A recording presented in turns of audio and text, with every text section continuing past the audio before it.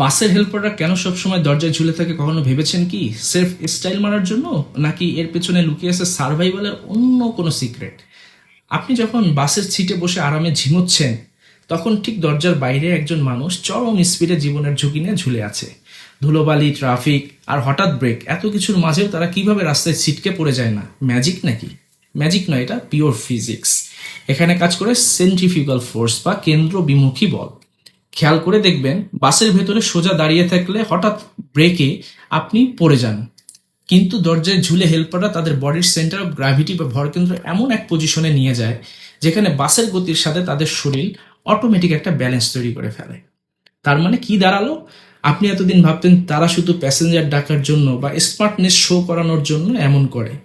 একদমই ভুল।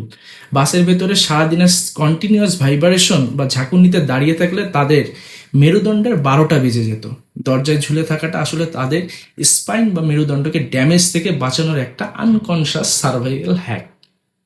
তাহলে নেক্সট টাইম জ্যামের রাস্তায় যখন দেখবেন কোনো হেল্পার দরজায় ঝুলে আছে, তাকে শুধু একজন ক্রেজি মানুষ ভেবে জাজ করবেন না। সে হয়তো ফিজিক্সের থিওরি জানে না ঠিকই, কিন্তু নিজের অজান্তেই প্রতিদিন ফিজিক্সের দারুণ এক প্র্যাকটিক্যাল নিয়ম অ্যাপ্লাই করে নিজের শরীরকে বাঁচিয়ে রাখছে।